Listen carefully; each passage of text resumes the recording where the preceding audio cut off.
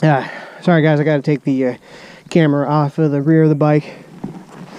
The mounting spot didn't have a very good purchase area, and so my hot glue base gave way, and it probably won't go anywhere, but I don't think the footage will be any good. It'll just be all vibrating. So spare camera.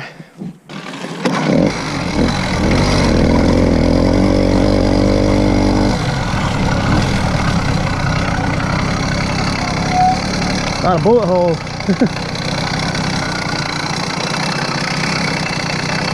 I think I can get up there.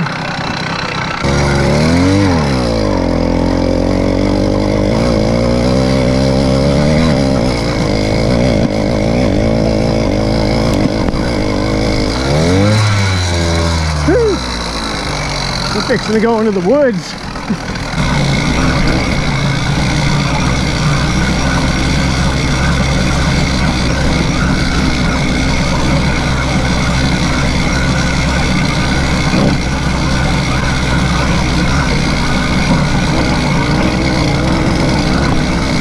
Whoa, man, this is some rough shit.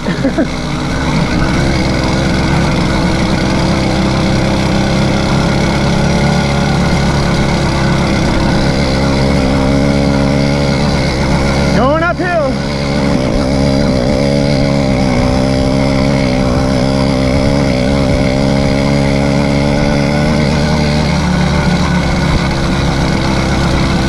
I love this Sprocket, man. Like a single speed dirt bike.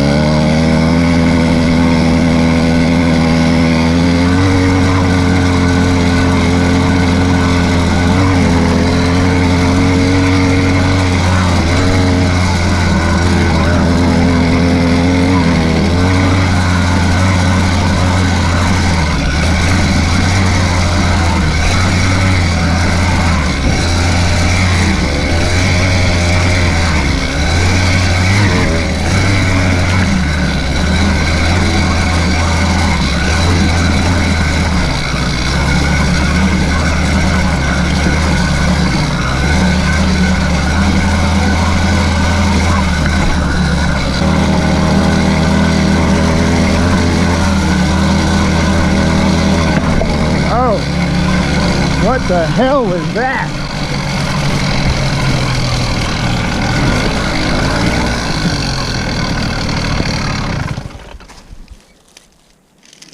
Well, the tire ain't flat. Whatever I hit was so hard that it felt like the tire was already flat. Tire feels fine. That one's tubeless. Oh, that one's not. What are we doing back there? Nice. Well, we're not done with this trail yet, so let's go ahead and clean this camera off. Yeah. I don't see much more to go through, but even if I wanted to, I'm a little low on gas. We got to get back.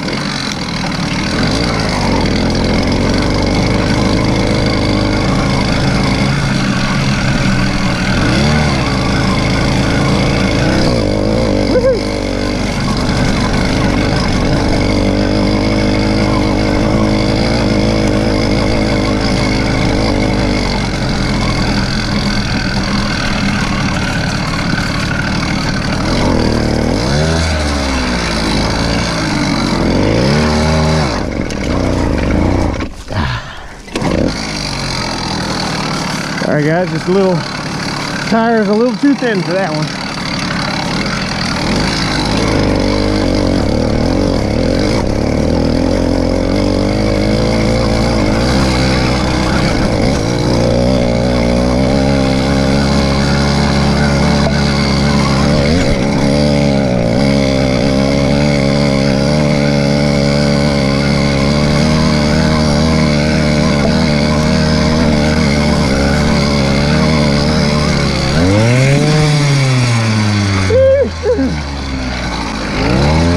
Thank God for front suspension. That almost ended badly.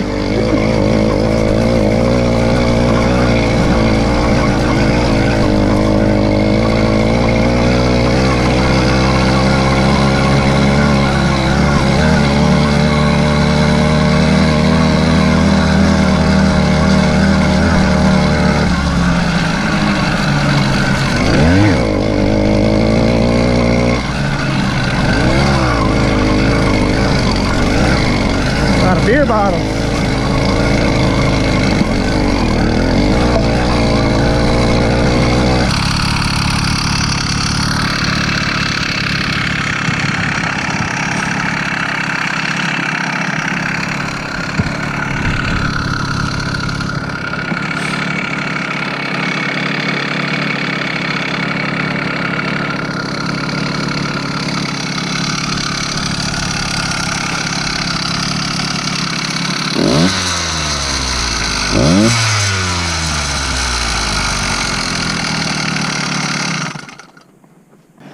You know, I can't do this with a dirt bike. Alright guys, I hope you enjoyed riding those trails with me. I decided to save the commentary for the end of the video just to try something different. I figured you guys might enjoy listening to the bike and the trails for once instead of a musical montage or my annoying voice over the entire video. Let me know what you think in the comments. Anyways, putting the 56.2 Sprocket on the bike. This is the follow-up video, as promised, sending the bike through some appropriate terrain for this size of sprocket. Now keep in mind, my bike is running 27.5 inch tires, which means your experience will probably differ depending on if you're running larger 29s or smaller 26s, or God help you, 24s. That would probably be a wheelie machine. The 56.2 Sprocket on the 27.5s turned this into a perfect trail bike for me, and I think it would probably do just fine on the 26-inch tires as well. If you're a 29-inch tire, this might actually be exactly what you needed because the bigger tires on there changes your gear ratio all up, and a 29-inch with a 44 tooth might not enjoy the trails at all. But I'm not speaking from personal experience. I'm just putting out the information I have available. On these larger tubes, the hot glue trick works out great. But on the really small flat surfaces, not so much. See, look at that. Still on there good. Let's pop it off. Just like that, and it don't hurt the paint. It doesn't turn you into a god. The 56 tooth is an immediate noticeable difference, but it doesn't turn you into a god. You're still mostly limited by the fact that they're skinny mountain bike tires on muddy terrain. You're going to bog down in a lot of situations. There's no getting around that. However, on familiar terrain, traveling at my comfortable speed between 12 and 18 miles an hour, I always have power on demand to punch through boggy mud and uphill climbs when I need to. Whereas with the 44 tooth Sprocket, when I would come up to obstacles that I forgot about or just weren't familiar with, I found myself going a little too slow for the motor to provide any meaningful assistance. Meaning that when you're going about 12 miles an hour on rough trails, the motor can't help you that much because it's not in its power band. With the 56 tooth, that changes everything, and you're good to go. Something comes up, you pin the throttle and you punch right through it, most of the time not even adding any pedal assistance. It was really hard to convey in the cameras. If anybody who's ever filmed mountain biking with a GoPro knows that a lot of the obstacles, uphill, downhill, they don't show up very well. The depth perception is not there, but in real life you understand what's going on. And being able to climb up these rather steep hills for a motorized bike was really enjoyable, just punching straight up the hill without having to do anything except hold the throttle down. When I put this rag joint on the bike originally, I used the rag joint adapter, and completely honest, I wish I would have just left it as is. It didn't give me any problems whatsoever. In a nutshell, here's my experience using the rag joint adapters on all of my bikes. You put them on carefully, you take your time, making sure that they're as true as you can get them. I have never gotten one perfectly true. There has always been a little bit of chain wobble. End of story. However, I like to use a spring tensioner, so that doesn't really bother me all that much. It keeps the chain tight when it goes through the ups and downs on the sprocket. It didn't provide any noticeable effects to my spokes. This bike has relatively paper thin spokes, and even with the added stress from the bigger sprocket because there's more leverage there, still didn't notice it doing anything to my spokes. No bends, no snaps, nothing. I've actually never snapped a spoke, believe it or not. I, for some reason, and I don't really know why, decided I'm going to put the clamp-on style adapter on. This would be my third time attempting this because the first two just didn't work out. The big issue I ran into on this particular bike, which probably won't happen to you, is the hub diameter on this bike is 1 1/8 inches.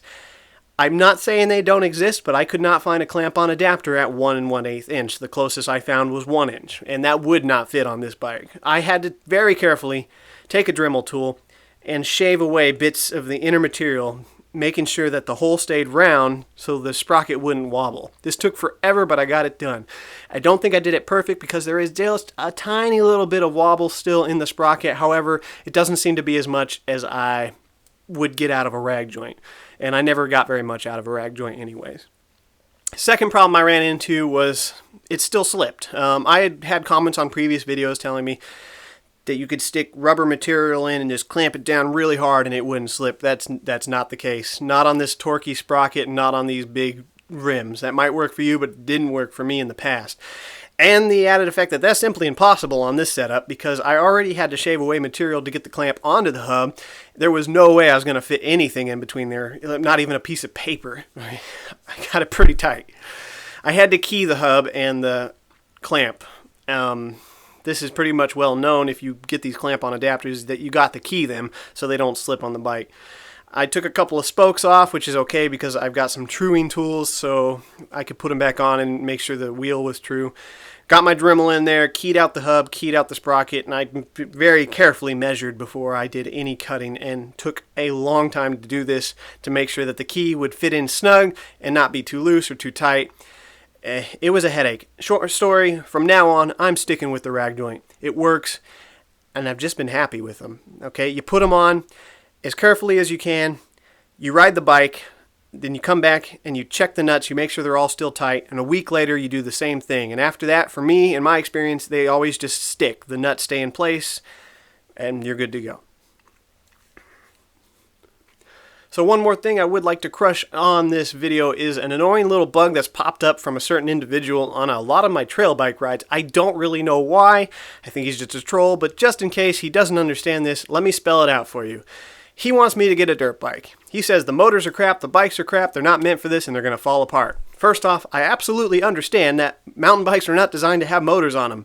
That's kind of self-explanatory, common sense.